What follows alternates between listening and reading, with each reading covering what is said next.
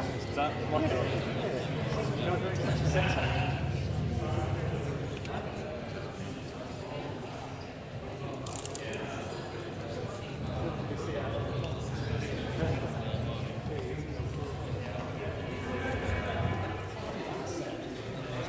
So, how's it going?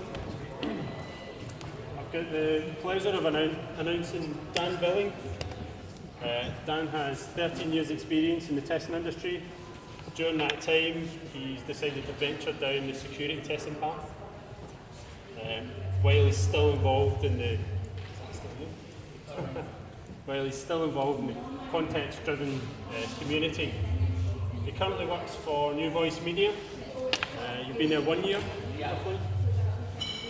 And he's a regular speaker at testing events. Regular speaking. Travelling to Estonia tomorrow to Yes. speak for Nordic Testing Days. So, over to you. Hi everybody. Nice to meet you all. Can I just get a show of hands? Testers, hands up. Developers, hands up. Any other kind of ops or engineers? Okay, hello. Okay, so as Dan said, I'm Dan Billing. If you want to get hold of me or follow my blog, you can get hold of me on Twitter at TestDoctor, which will become apparent in a minute when you see my slides, where my sort of direction of learning comes from. I work at New Voice Media. I've been there a year. I'm a test engineer, but in the last year I've got more interested and excited about security testing. A lot of that's to do with being bored about what I was doing the previous 10 years or so. I wasn't getting anything new out of my job, the jobs I was working on. So in 2010, I was working as a QA manager at a firm in Bristol, and I was really not enjoying that, and I wasn't getting anything new out of that organisation or new in terms of my own personal learning. And security was something I was really interested in, but it wasn't something that the organisations that I worked for were that interested in. So that's kind of, I did that on a personal level, that's what I was getting into. And I asked myself these questions here. Am I really excited about my work anymore? And to be honest, I really wasn't. I was kind of getting bored with testing and wanted to do something different. But I wanted to stay being a tester because it was a good career, or is a good career. But I wanted to find something new within that, and I really didn't want to be a manager, and I really didn't want to be into automation, because that's not my bag. So there's a few other avenues to go down specialisms, that's performance, and the other one's security, and there are a few other areas you can pick, but that security is the kind of the one I've gone for. And the other thing is my skill level. Did I have the skills to make those changes in my life, to make those changes in my career? And I can honestly say I was lacking in those areas. So this is kind of a journey, self-learning, and learning within the organisations I was testing at. And this presentation is kind of taking you on that journey, which is why I've called it New Adventures in Software Testing. Because I've been down a lot of testing roads before, and not all of them led to happy places. But at the moment, I'm in a happy place with my work and my testing. So I'd like to tell you a little bit about that. Okay, so have any of you here heard of Rob Lambert? He's a tester, my test lead at New Voice Media. So he's my manager. He's who I work for. I'm really lucky to work for him. He's been in testing around about the same time as me, but he's taken a different road to me in that he leads people really effectively. I'm not a great leader of people. I like speaking in front of people, but if you ask me to manage another person, I find that really hard. I don't know why. I like talking and sharing information with people, but doing appraisals and stuff like that doesn't really interest me. But he wrote a book last year where he said this: to know what skills to focus on your learning, you need to know what skills you need for your chosen career. Compare this with what skills you currently have. The difference between the two is where you need to focus your learning. And I focused my learning on the gaps that I had in my security testing knowledge and developed that, because that's where I've become really interested. Okay? So there's no point in picking up a new piece of learning if you're not going to enjoy what you're doing. I'd rather spend hours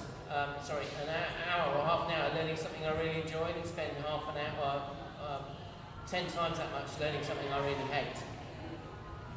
So, that's why I've gone down to security route. So, why security? As I said, personal learning, personal interest.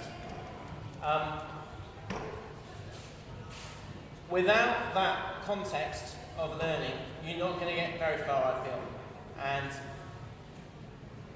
the more interest you've got in a topic, the more likely it is you can carry on down that road. And some of the organisation I worked with in the past, now I live in the southwest of England, in a place called Frome, it's near Bath. And a lot of the organisations around Bath and Bristol and places like that, they're very much public sector, some banking, most of it's defence. There's a lot of MOD establishments down that way, because it's outside of London, so they're kind of out of the way, not in a risky area. Okay, so there's big MOD places in Bristol and Taunton and Cheltenham, which we'll talk about in a minute. And if you work in the IT sector in that organisation, you will know somebody else who works at one of those places in the IT industry, and they probably know somebody else who does security testing at a very, very detailed level. So it's quite a small world in the Southwest testing community, and to get out of that and to develop my own learning, I had to really get out of the Southwest and test elsewhere. And working at New Voice Media has kind of allowed me to do that, because I'm not coming to London every day, which would be a hefty commute for me, but I'm coming to a place that nurtures testers, nurtures learning, and allows us to develop our own time and our own speed in things that we're interested in. Okay, I've got an innate curiosity about stuff. So we've got some kids here, looking at this camera with this lady. I'm kind of like that. When I first started thinking about IT, you know, I grew up in the 1980s, like some of us here. I had my first computer in the mid-80s, a Spectrum, and after that I had Commodore Amiga. And I was always trying to, when those computers broke down, I took them apart to find out how they worked and tried to put them back together again. Not necessarily with great results. And there's another story. When I was young, growing up, I would visit my grandmother in Exmoor, and she had this old-fashioned 1940s telephone. And again, I took that apart with my granddad's screwdriver set to find out how that operated, much to his disgust. But anyway, he was quite happy in the end, and he realised that, you know, I was going to take a technical career, and he was proud of me. And I explained to him before he passed away that I've got him to thank for that, because he let me play with his old telephone. So, and it's also born out of frustration as well. So you'll see Captain Picard here face palming. When I first started getting interested in security, I worked at a public sector organisation in Bristol, and we were supplying software to the police. Every police force in the country was going to use our software. And yet nowhere in the test strategy was anything to do with security, how to do the security testing, who was going to do the security testing, and why the security testing needed to be done. And I questioned that with my team lead at the time, and she said, it's great, I don't know why it's not in there, but it's out of our scope, we don't need to worry about it. So who's going to do it then? Don't know, third parties? We're not involved in that.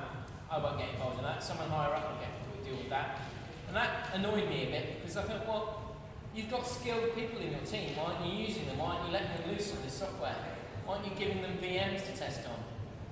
And there just was no infrastructure or learning process behind that.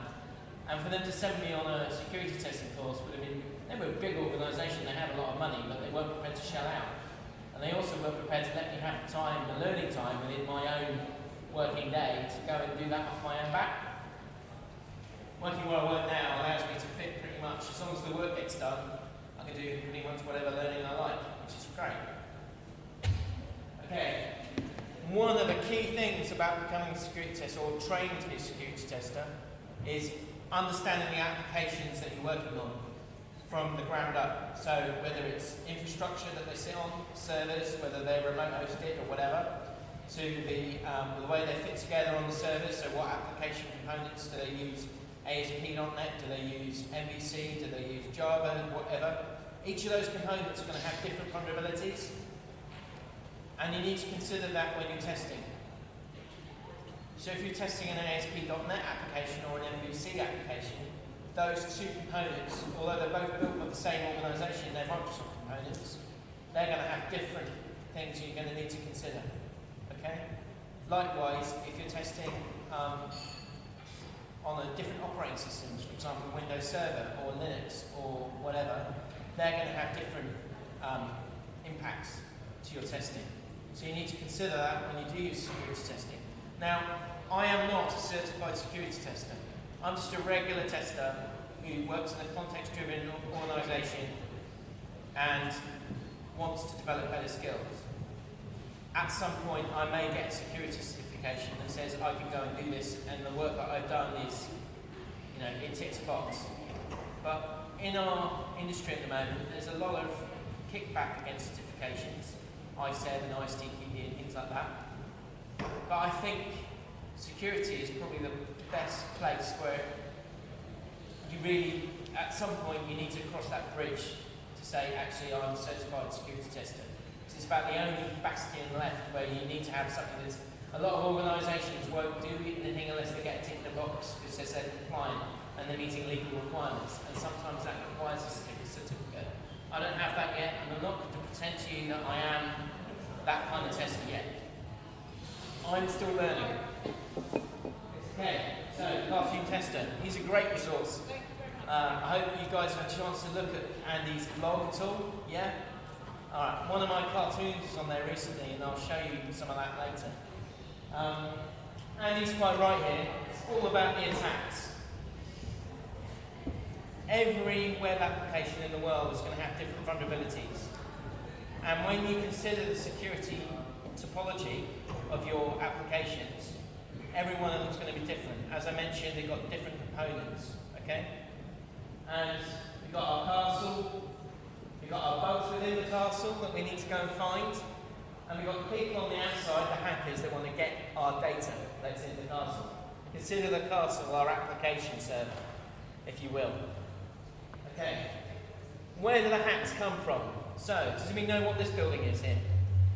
No? Okay, if you live in the southwest of England, GCHQ. This is the donut at GCHQ in Cheltenham. A lot of the top security experts in our country work there. Some of them work across the river, but most of them work there. If you live in the southwest, you probably know someone that works there, although if they do tell you, then they probably have to keep. Now, a small amount of the hacks that come out of this country will come from this organisation because they're doing it to, in inverted commas, protect us. Now, I'm not going to share my political bent here. I don't necessarily have one to share, but for good or ill, they do a job to look after us. And we all live, you are here in a big city that needs looking after. You've got infrastructure here. You've got financial organisations and businesses and broadcasting down the road. So all that needs looking after, and these are the guys that help you do that. And they generate a certain amount of attacks. Okay, so then you've got your hacktivists, Anonymous, LulzSec, people like that. And they're generally the grey hat hackers, the guys who want to do it, but they're doing it for what they perceive to be reasons to enlighten us on what's out there in the real world. Okay?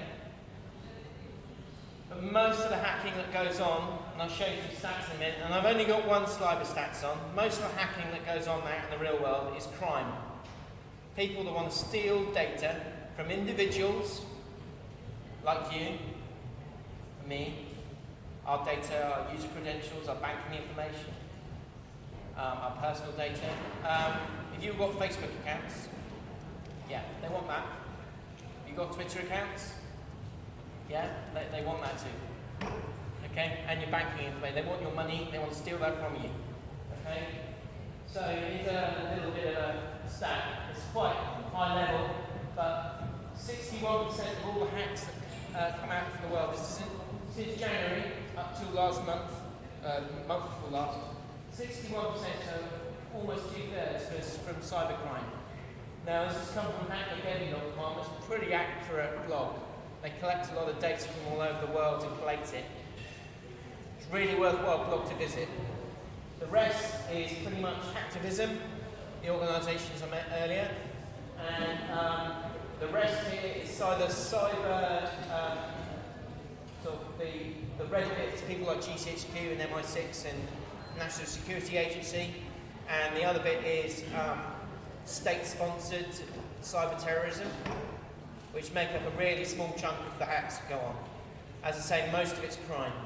And organisations like mine and like yours, who do retail stuff and data processing and payments and things like that, that's what they're targeting. Okay, so some recent significant attacks. Okay, Twitter is a big one. The hackers out there, whether they're state-sponsored cyber terrorists or whether they're hacktivists or whether they're criminals, they love hacking celebrity Twitter handles. The most recent one that I can think of is, the chap from Take That. I can't remember his name now. Gary Barlow?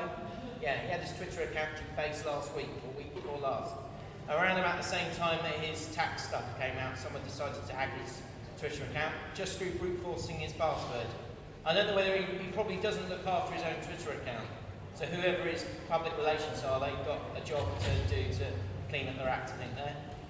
Okay, go on Orange. Now we know them as EE here, but in France Telecom or Orange, they lost 1.3 million customers' data. And I don't know what happened to it. I think it was all put out on the web. Now, they still operate in this country, but under a different name. If they can't protect their French customers, what makes them say they can protect their British customers here? I don't think they can. Bitly had their entire API and infrastructure undermined by an attack recently. You're a shortening company, but they also have a lot of other web technologies which are quite useful. Okay? A lot of us use that because it's quite heavy in the web community these days. Again, it's scary. Now we're getting some serious territory. Belgium here recently had their government websites hacked by Ukrainian separatists trying to find out information about the EU's response to the Ukraine crisis. Again, scary. That's cyber warfare. The Red Hat group, which is a Turkish group, they hacked a local government website in Turkey to try and get in and defaced it in retaliation for what they thought was their responsibility for the Soma mine disaster a couple of weeks ago. All right? And the United States, pretty much all the hacks in the world either come from the USA or from Russia and China. There is a small amount coming from other countries. The UK is way down the list. We do about 1.9% of the world's hacks. The United States does about 1/5, about 22, 25%, something like that. It depends, it varies from year on year. At the moment, the top hackers are the Chinese, and the rest is Russia and America.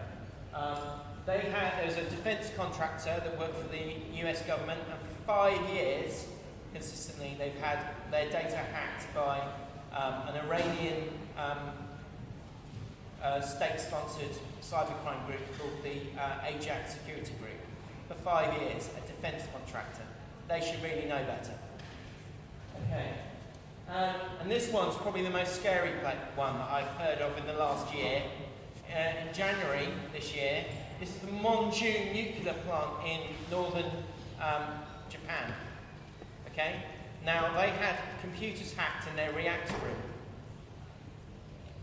Not the computers that control the reactor, but the computers that contained HR information for the staff that worked in that building. Now, they're trying to decommission that site at the moment because it's on a fault line, but imagine if those hackers targeted the reactor control systems. I can't imagine the untold damage that would have caused if that caused a meltdown. Most nuclear plants are put in remote areas, so the nearest one to here I think is probably Dungeness in Kent, Sussex, near Rye. If you've ever gone down there, it's pretty remote, but still, if that went up, that's the southeast of England completely gone. Sorry, scary, isn't it? Okay, so, who knows all about Star Trek and the red shirts? Anyone? Anyone geeky enough to admit? Do we know it? They always die. Hands up if you do. Yes? They always die when they get beaten down. Okay. What was that? They always die. When they, yeah, They get okay. beaten down. The rule is never beam down to a planet in a red shirt. The reason why is the guys, the security, are going to die. Okay? Some alien creature is going to blast them or absorb them or something. Okay, so never beam down to a planet in a red shirt. The analogy is here, before you start security testing, protect yourself. Okay? Captain Dirk's got a face and all the other guys are, but there's no way the captain's going to get killed because he's the hero. Okay, so the first steps before you start security testing or thinking about developing a strategy, understand the threats to your systems. We'll talk about Stride later on. Stride is a model for security threats, and we'll cover that later. Okay? Explore the OWASP website. How many of you here are familiar with OWASP? Cool, so pretty much most of you. If you're not looking at that now, then you should be when you get back to your desks if you can. There's some great information there. Has anybody actually actively used any of the information on there during their testing here? Yeah? 1, 2, the lady in the purple green's nodding, that chap in front there. Cool, I'm glad to see it. Please, go there, learn from it. There's great resources there, tools available for you to use. Okay, I'm not really a religious guy, but if I had to follow a religion, it would be the OWASP one. And at the 10 commandments of web security testing is the OWASP top 10. Now, some of you I know do web testing, some of you do back-end stuff, some of you do mobile, but pretty much these OWASP top 10 stuff will apply to whatever you're doing here. And we'll cover a couple of those later on. I know there's a separate top 10 for mobile applications, and that will be worth looking at as well if you get a chance. Hands up if you do mobile testing here. 1, 2, 3, okay. So go and look there, there's separate resources for mobile testing. I'm not a mobile tester, but there's great stuff there too, okay? And then, if you get a chance, learn some techniques and when to use them appropriately. Once you've got the skills or you learn the skills, if you don't use them right, you can get yourself in deep trouble. And I spoke to Dan and Steve about this earlier. If you're doing security testing in your organisations and you don't have permission to do it, you could cause unsolved problems internally, not just for your testers or other testers, but for live systems and things like that. And there are some legal frameworks around which you should do this. So there's the Computer Misuse Act, I can't remember which year, but if you hack a system, you can get up to 2 years in prison. And if you modify data on the system, I think it's up to 10 years, which is a scary prospect. So before you start your testing, make sure you've got permission to do it. All right? Or you've got an environment where it's safe to do it, that's isolated from the rest of it. Okay? Right, understand your applications and their infrastructure and get to know your DevOps team. So we've got some engineers here, we've got some developers, testers, all three groups. You guys need to work closely together. Now I don't know what kind of organisation you've got here, and you're all pretty much co-located, is that right? So you sit next to each other, tester sits next to devs, pretty much? Is that kind of the environment you've got? Okay, it's the same at my place, so I'm co-located with hopefully one more tester soon. I've got 4 devs around me in the technical lead, and I've got a lot of other cross-functional teams as well in my organisation. And they've all got, 2 or 3 developers, a couple of testers, and a Scrum Master or what have you, and maybe a technical lead. So get to know them, understand what they're doing, take part in code reviews, go and speak to your ops engineers because they're the guys that understand the infrastructure. And a tester, you kind of need to know the whole gamut if you're going to get a strategy for security testing. Follow blogs. Anybody here follow Troy Hunt? No? Follow him. Australian guy, works for Microsoft. He's really switched on, knows what he's talking about. The other day he tweeted about a security hack on iOS. Who's here an iPhone user? Some of you, the rest of you Android guys, yeah? Yeah, you're not protected either, don't worry. Okay. Oh, picture's gone. Can you go in there? Can you just come in here? Someone check the projector. Someone hacked into the projector. Yeah. So I was saying, follow Troy Hunt's blog and people like him. He reported an iOS hack the other day which allowed people to ransom their iOS PIN code, so basically locked it remotely using Find My iPhone, and then sent a message to your iPhone via the little lock screen saying, contact me, otherwise you can't unlock your phone. Which sounds pretty scary. And then also do some courses as well. Now, Ministry of Testing, if you follow that, they've got a security testing course coming up soon, and another one in October, I think, run by a chap called Bill Matthews. He's a really good guy. I've sat in on his course in order to learn from him, and I've delivered a similar course at Romania recently, at Romania Testing Days. How are we doing it? Sorry about this.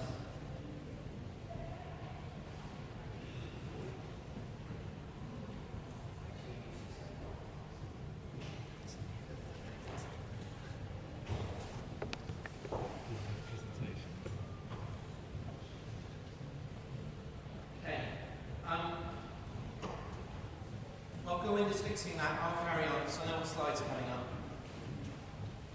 So on the next slide I've got some links to some places you can go and learn these techniques. There are a whole bunch of websites you can go to. One is Auditorium Mutual, which is a fake banking site built by IBM. That's to sell their app scan product. You don't have to buy their app scan product, it's quite expensive, but it is a great website to try some SQL injection and things like that. There's a few others as well. Gruyere, which is made by Google, and it's like Swiss cheese, it's full of holes. So you can go there and practice the skills there as well. There's a few others as well. There's OWASP Bricks, which is built by OWASP, and it's basically got a set of modules you can explore and simulate attacks on it, like trying to gain access via spoofing and things like that, and tampering with data, and injecting stuff into the fields and things like that. Sort of getting our screen back.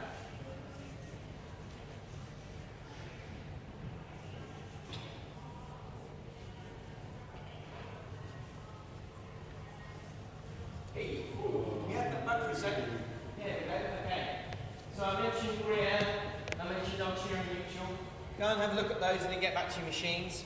They're totally free and you can access them for nothing.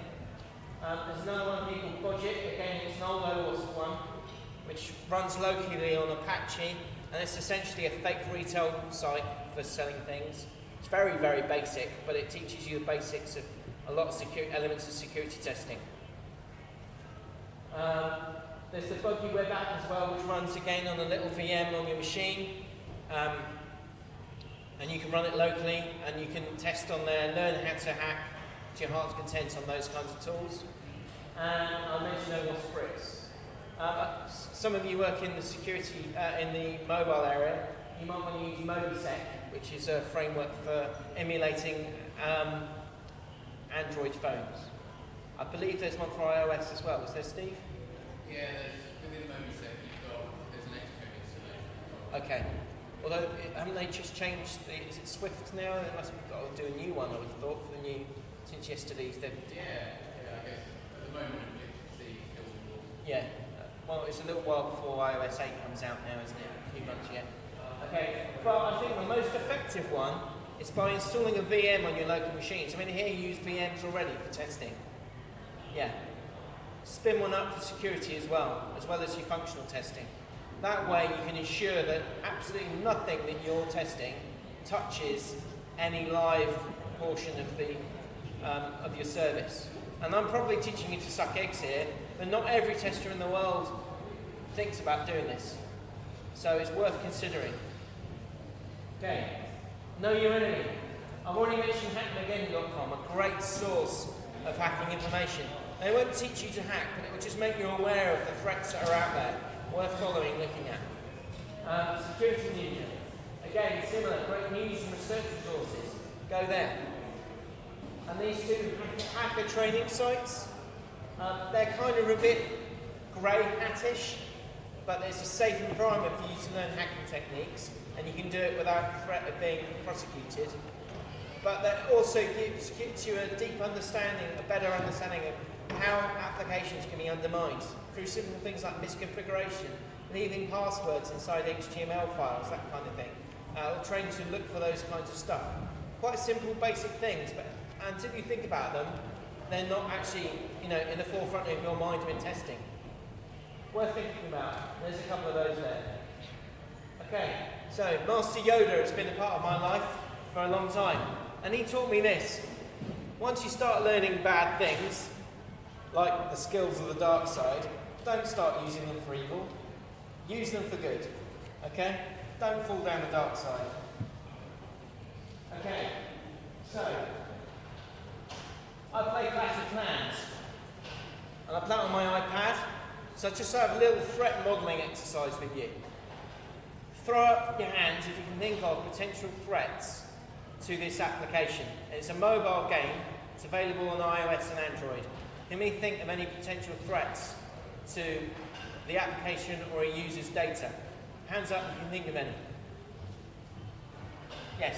The in-app payment purchase? Sorry? The in-app payment Yep. purchase? Purchases. Okay, so you've got a shop here. Now it'll hook into the payment methodology for that particular ecosystem. So it'll go through iCloud, iTunes, or Google Play. But you've got mechanisms for buying things, so potentially you could intercept payment information using a man-in-the-middle attack. I'll speak about a little bit about those later. Any other ideas? Dan? Sorry, mate? Yeah? My username? It's fairly explanatory who I am. Most users on this game make up some weird name. Rosie Sherry plays this, by the way, with her kids, but I'm thinking of joining her clan. So, anyone here know Rosie? If you don't, follow her, she's great. But she also plays Clash of Clans, it's a secret there, she probably doesn't want me to tell you. Okay. Any other potential threats you can think of? Yeah? People cheating at the game? Yeah, cheating at the game. Gaining advantage through hacking. I remember there was have you any here played Bejeweled?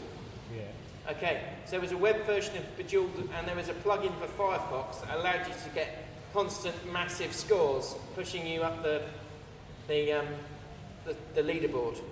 I can't abide cheats. I love web gaming, and one thing I can't hate is when I used to play lots of PlayStation, Call of Duty and stuff like that, I couldn't abide people hacking the game to get advantage and get better weapons. Worst kind of bad sportsmanship. Any other ideas? One more. Sorry? Email? Whereabouts? Here? Yeah.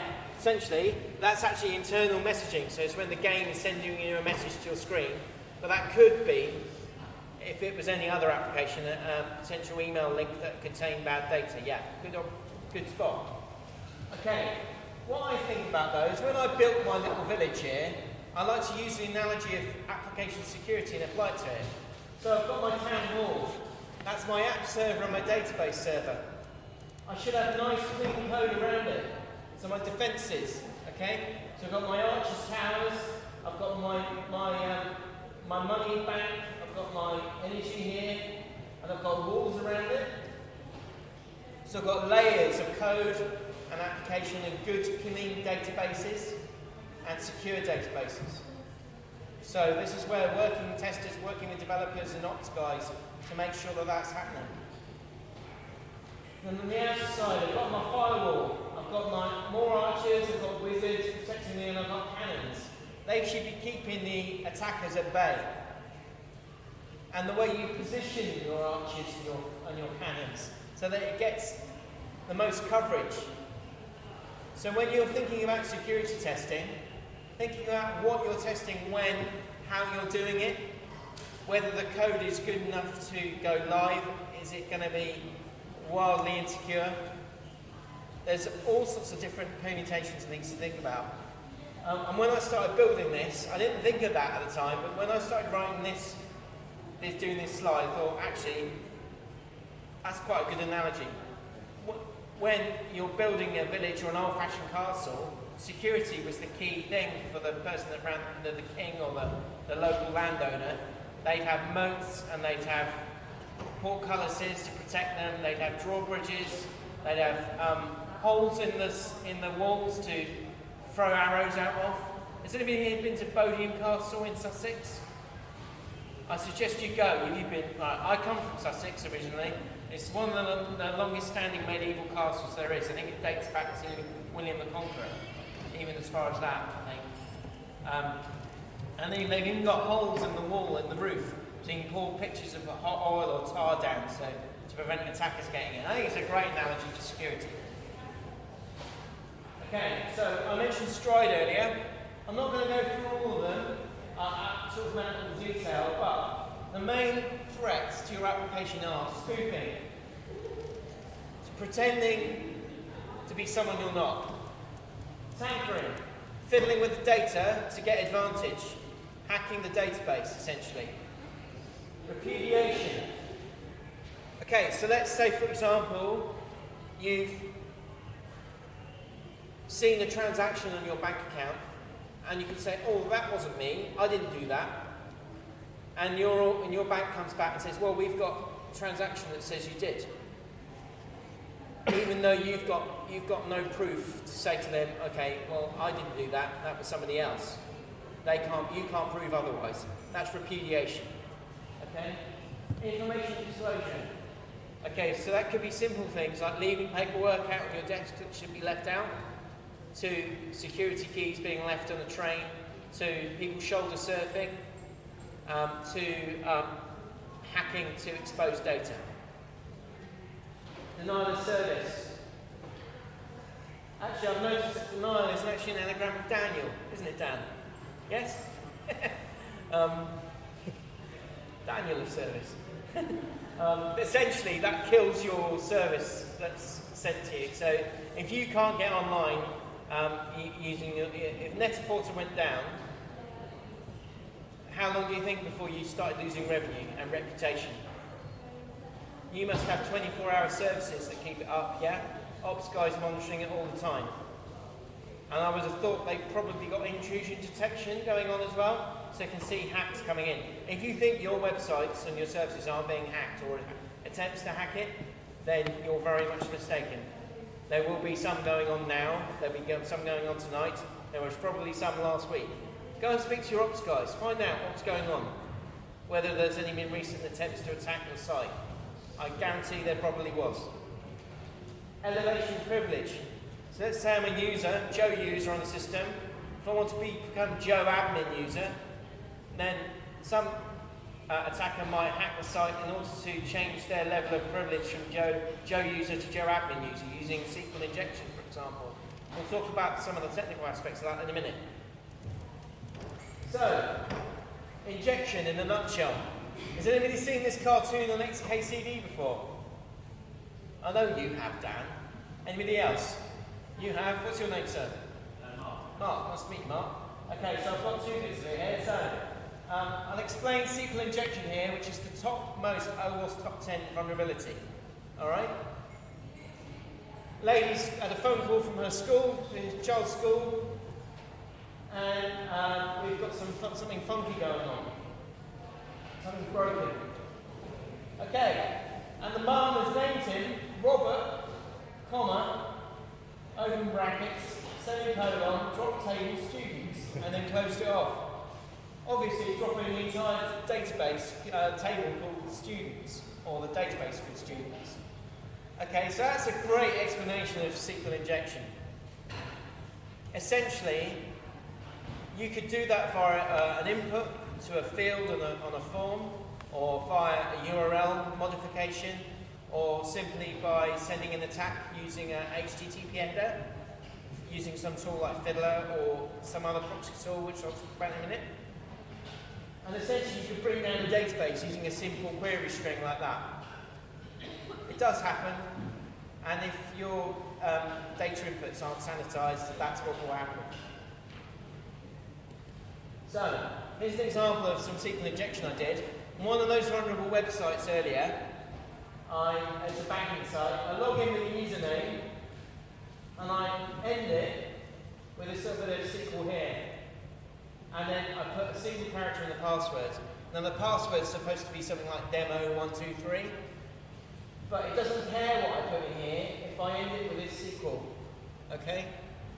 And now the SQL you inject in this field, it's going to vary depending on what infrastructure you've got. So I don't know what you run here, and I'm not going to ask, but it could be SQL Server, it could be Oracle, it might be MySQL, it could be anything. So the type of SQL you inject in there is going to depend on the flavour of SQL you're running in your infrastructure, which is why I said get to know your dev guides, your DBAs, all those kinds of things, so you can understand the network topology, the application topology. When I logged into that using these credentials, I was able to access the admin functions rather than the user's banking functions, thus giving me access to create users, change passwords, modify savings. I could modify transactions. And in that banking site I showed you, there's a ton of other vulnerabilities you can go and exploit. That's just one of them. How are we doing for time, Dan?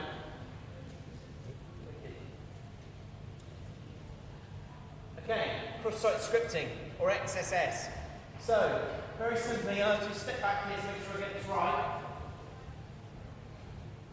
Number one, Dr. Evil sends a URL containing a script to the victim.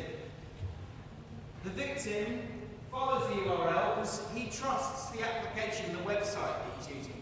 Imagine that if it was Net-a-Porter. So your users trust your site, yeah? I'd hope they do. There's a load of sites that I trust. Amazon, for example, I trust. I try and trust my banking site, but I'm not very happy with my bank security. So victim follows the path and executes the script, which then carries personal data back to Dr. Evil.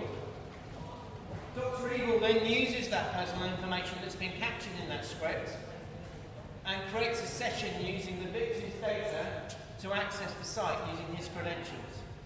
Potentially very damaging for the victim, but on the whole, not that damaging to the business. It's only affected one person. But imagine if they sent that email to hundreds of thousands of victims.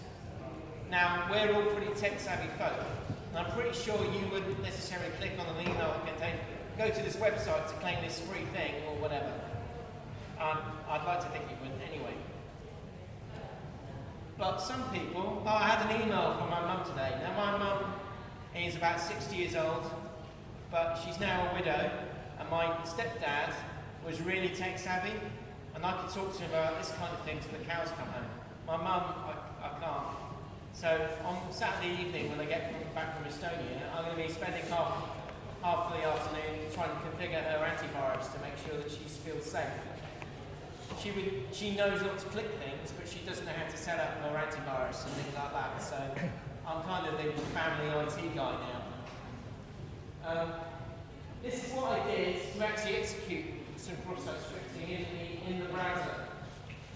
Now most cross-site script attacks are executed using a URL that's sent to a victim. Here I've actually manipulated a search field and inserted some script. It's usually JavaScript, sometimes there's other types of script or HTML. And I did an alert, and then in brackets, document.cookie. You can't see the rest of it here, but there are great examples of this on the web, and you can go and search for that yourself. And when I executed that command by clicking the go, it extracted the session cookie and displayed that on the browser. So if you go back and do that on your website now, and it does that, I'm sure it won't, because I'm sure it's really secure. Then if you can see the session cookie being displayed in the browser, then there's a problem there. Okay? Now I'm not going to go into the whole top 10. One, I don't have time. Two, it'll be really boring. And three, I want you to go and do some learning yourself. I hope that's okay. Here's some weapons of choice, some tools that I've used to extend my learning and get testing done. Browser developer tools. Okay, so we all use a variety of browsers to do cross-browser testing. Firefox has got plugins which you can use. It's got out-of-the-box browser tools now, but I've always used Firebug, which I mentioned here. Chrome has got really good developer tools which you can use to do basic monitoring of the web traffic. Good stuff. You can also look at performance profiles and all that kind of thing. Probably teaching you to suck eggs in. A lot of testers probably won't be as savvy as you or I. So Standard days, there's a plugin for Firefox. You can intercept web traffic, modify it, resend it. I mentioned Firebug. Hands up if you test APIs here. You do. So a few of you, do you use the Postman or what do you use to test your APIs with? Postman. Postman? Okay, so if you proxy Postman for a tool like Fiddler or one of the other tools I mentioned in a minute, so you just point your browser with Postman running and you fire an API request for a proxy tool, it'll see the traffic going through it. So you can use other tools alongside security testing tools to exercise testing of APIs. And then you could probably automate a script that did that for you, say a Python script that called an API and had a proxy tool monitoring the port that it listens on. Great stuff. OWASP make a load of really cool tools. Mantra is a modified browser. So it's basically, they took Firefox, stripped it back, and added a load of cool kit on it, like a hack pad. Really useful. Suggest you go and try running your tools through it and see what it does. Only just do it in a safe environment, please. I don't want you getting in trouble with Steve. I'm not sure, he's not like the Incredible Hulk. I don't know what he's looked like when he gets angry. No? I don't think he does either. No, he's a very calm guy. Okay. Man in the middle. I mentioned proxy tools. Fiddler. Hands up if you use Fiddler. 1, 2, 3, 4, 5, 6. Okay. If you're testing either web applications or mobile applications, you can proxy those applications through Fiddler and you can see the traffic that's going on in there. If you aren't using it, go back to this and download it later. Please. It's a really good tool. Okay, then attack proxy, another OWASP product. They don't sell it, it's free. You can go and download it, it's a Java application, really helpful and really useful. You can use it to intercept traffic like you can any proxy tool. You can use it to spider a website and identify all the pages that sit underneath a website. You can passive scan, which essentially means to, when you explore the website, you're not getting any, you're getting feedback about potential vulnerabilities, but you're not actually attacking the site. And then it's got things like the fuzzer, which throws random data at it. You've got a tool called the diviner, which will help you gather testing information, devising a test strategy for a site as well. And then its most important tool is probably the active scanner, which will actively attack a site. Before you use that, do it on a VM or do it on a place that it's designated safe for you to test on, because it's really dangerous. I can tell you what, I dropped our entire test database a few weeks ago because I accidentally spidered our admin tool. And all I had to go and do was speak to our DBA to get it brought back up from a backup the night before. But I wasn't very popular for a few hours. But, you know, I could have been even more serious. Burpsuite, like I said, attack proxy. It's a proxy tool. It sits between the browser and the web server. It's not free. There is a free version, but the one I use is the paid-for version. And I generally use these three tools together. And I proxy them. I can go upstream and downstream between them. So I can set port numbers and IP addresses so they can talk to each other and they'll send data up and down the stream. And the three tools together tell me more than one on its own. And I can get a better idea of the security information and pass that back up to my developers. Has anybody here seen any of the Jason Bourne movies? Yeah?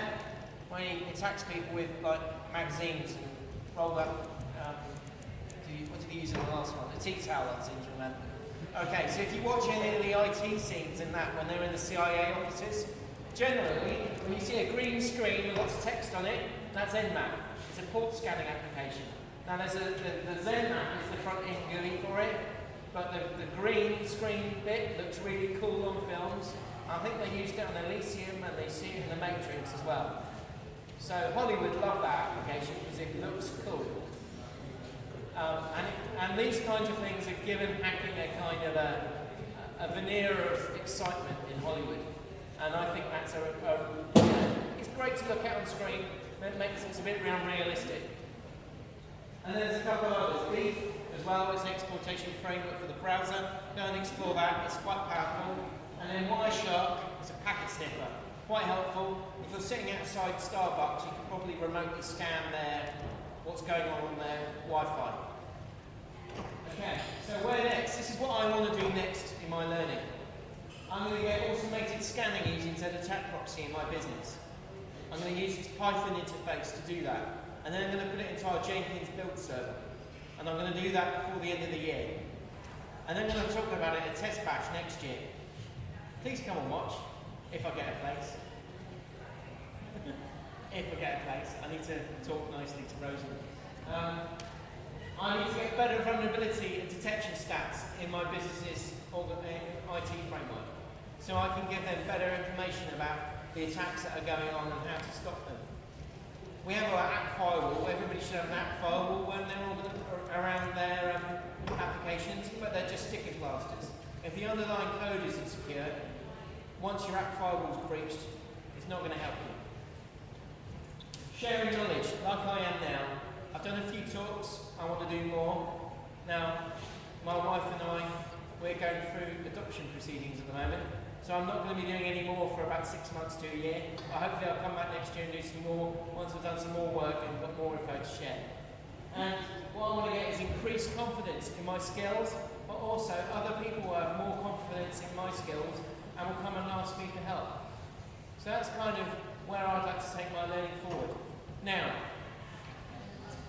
I haven't really talked much about how I test yet, and my last couple of slides will talk about that. And I won't apologise for the following slides. I'll just put it up now. I'm a massive Doctor Who fan, huge. I'm probably the biggest nerd you know. But this word here struck fear into hearts of thousands of children in the 60s, 70s and 80s, and even now, little kids. And I learned this word long before, or probably before I went to school and just after I learned the words mummy and daddy. So I use the word exterminate as a mnemonic for my testing. So I'll share that with you before I go, and then we'll have questions, and then we're going to have a drink, okay? So, EX, explore. Explore the applications that you're testing. Now this could be using formal charters. I don't know whether any of you here use test charters, do you? Do you do lots of exploratory testing? Yeah? No? Okay.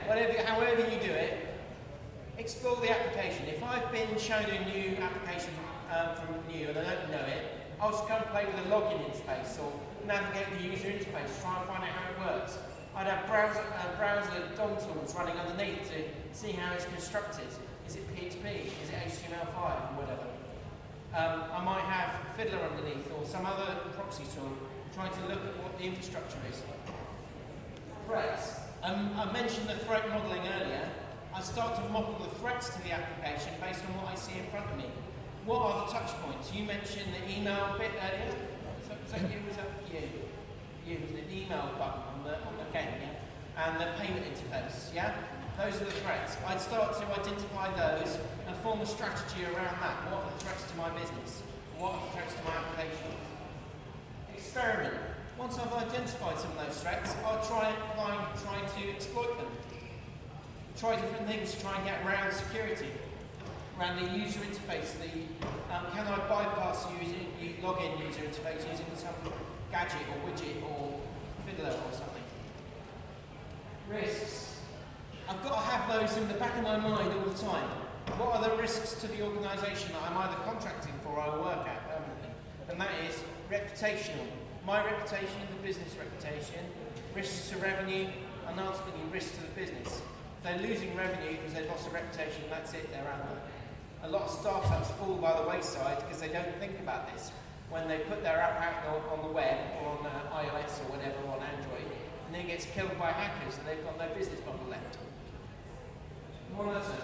I'm constantly using tools to monitor what's going on in my applications. New Relic, for example, we use to collate performance information from the server. And I also use Papertrail, which is basically consolidated logs, which pull information in from our web servers and also our app firewall, and I can see what's going on while I'm testing. Interrogate. Using the tools that I've mentioned to attack the system, get information out of it, get detailed information, not just high-level information. Get the header data out, get archiving files from Fiddler, send them to the developers, analyse what's going on, look at the cookies and how they're using, try and reuse those cookies elsewhere. Are they being, expired in a timely manner, that kind of thing. Analysis. Once I've got those results, I need to collate them in a way that's informative for the business. Have they got enough information to make a decision and judgment on? I'm not the one paying the bills here. I'm doing the analysis. They've got to use my analysis to make decisions. And if they can't make decisions, then we can't improve things. Targeted. I mentioned this briefly earlier. You do not want to test anything that you don't have permission to test. A lot of the tools that I mentioned, like Burpsuite and Attack Proxy, will have methods where you can exclude other parts of the website from attack. So you don't attack something you don't want to get hold of. Okay? That way you don't get in trouble. That way your test is focused also on a narrow piece of functionality. If I do a big bang on the whole test of my website, it'll take 9-10 hours. If I just focus on one aspect of it, it can take minutes. Okay? Think about that. You can expand and contract your scope based on targeting. Expedited. I do it quickly or as quickly as I can. Sure as hell someone's going to try and hack it before I get a chance to fix the bug. Alright? And then when I do find something, I report it as quickly as I can, as clearly as I can, using the information that I've collated here. So, that's me, that's where I work, that's how you can get hold of me. Any questions? I think Simon's trying to ask a question.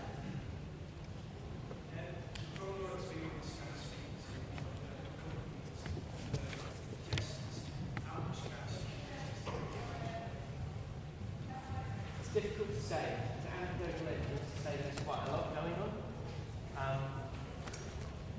I'm of the mind that quite a lot of regular testers aren't encouraged to do it because one, there isn't a lot of interest in senior management and you don't want to seem to be being embarrassed by security bugs. Sorry, I know your camera's cool. Let's go carry on. Couldn't hear Simon. You've got to challenge that as testers. I don't know what your culture is here. It seems pretty open. If you find a security flaw, report it. And the more exposure you give to those kinds of things internally, the more feedback you're going to get, the more interest you're going to gain. I can guarantee that your business managers, they don't want there to be a flaw that exposes risk to them, the business and their customers. Because you've built a reputation here for quality, good products, and you want that to continue. Does that answer that question? Anything else? No? Simon again. I'm not sure if you can give us this information, but what's the Me personally, okay, I can give you some information. When I worked at a company I worked at in Bristol, I was security cleared and bound by the Official Secrets Act. So I've actually, could go to prison. But let's just say, do you remember a few years ago, before there were the days of tab browsers, we just had one page and you open multiple browsers. And then tab browsers came in around 2007 or 8. So I found a bug in the system that I was testing, and I logged in on one tab with one user, and I logged in with another user on the other tab, and found that the second tab was using the credentials from the first tab. So this first account was being updated by the actions in the second account, and that's essentially an example of cross-site request forgery. And I didn't know that at the time, because I was new to this knowledge, and I didn't really understand it and what I was doing. I just thought, well, there's a problem there.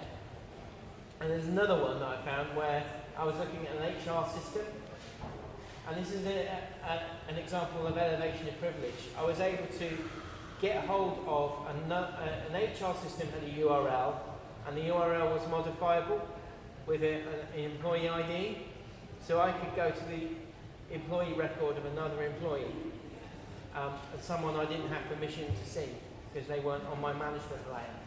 They were on the same management layer or below me. I could also see people above me as well. Cool, eh? Anything else? Any more questions, more sort of practical questions about testing and how I do it? No? Okay. Well, I think that's it. I've got a sore throat and I need a beer. Hope that's true.